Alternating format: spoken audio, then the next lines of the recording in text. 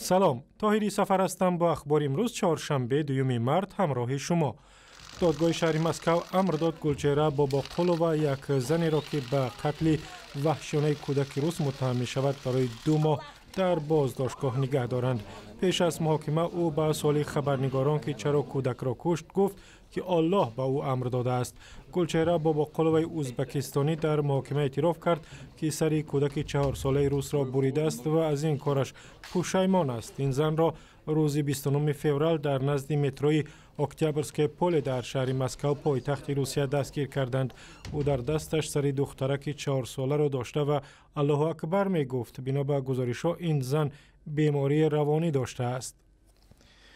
انتظار می رود امامالӣ رحمون رئیس جمهوری تاجیکستان تابستان امسال به ازبکستان سفر کند. امامالӣ رحمون ضمن سفر در روزهای 23 و 24 ایون در نشست سران کشورهای عضو سازمان همکاری‌های شانگهای شرکت می‌کند و بازدیدش رسمی نیست. مسئله شرکت هیئت تاجیکستان در نشست سازمان در ملاقات محمد شریف حقداد معاون وزیر امور خارجه با شاه قاسم شاه اسلاموف سفیر ازبکستان در دوشنبه همین هفته بررسی شده است. بعد ادامه ساختمان نیروگاه راغون مناسبت‌های تاجیکستان و ازبکستان سالهای طولانی پیچیده و سرد شد. بعد سفر اسلام کریموف به دوشنبه در سال 2014 برای شرکت در یک نشست بین المللی این امیدواری‌ها زیاد شده است که دو طرف به هم نزدیکتر می‌شوند. در یک نشست بین المللی در شهر دوشنبه مقامات رسمی و متخصصان از کشورهای آسیای مرکزی راه‌های بهتر کردن دسترسی به اینترنت را بررسی کردند. در سیمپوزیوم بین المللی رشد اینترنت در منطقه که روز 2 مارت در دوشنبه آغاز یافت، نمایندگان تاجیکستان و قرقیزستان و روسیه حضور داشتند و گفتند به وسعت یافتن دسترسی به اینترنت پیشرفت اقتصادی و بالا بردن سطح زندگی مردم ناممکن است. هر قدر رقابت بیشتر باشد همان قدر نرخ‌ها پایین‌تر می‌آیند و خدمتگزاری بیشتر می‌شود. هر قدر پیشنهاد برای مشتریان زیاد شود همان قدر برای صاحبکاری بهتر است. در نشست گفته شد که سرعت اینترنت در کشورهای آسیای مرکزی هنوز هم سست است و قیمتش گران و برای حل این مسئله باید شرکت‌ها و مقامات رسمی کوشش بیشتر کنند. تعداد کاربران اینترنت در تاجیکستان سال گذشته به 3 میلیون نفر می‌رسید.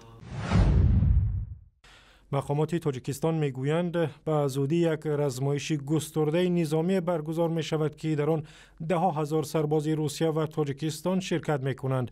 فریدون محمدعلی زاده سخنگوی وزارت دفاع روز 2 مارت به رادیوی آزادی گفت در مشق‌های نظامی ضد تروریستی که با جلب سربازان پایگاه 201 روسیه در تاجیکستان صورت می‌گیرد 50,000 سرباز و نیروهای ذخیروی شرکت می‌کنند.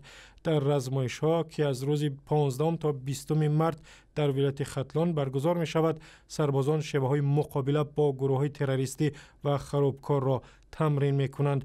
مقامات تاجیکستان گفتند گروه‌های تندرو و خرابکار که در مرز افغانستان جمع شدند به قلمرو تاجیکستان هم چشم دوختند.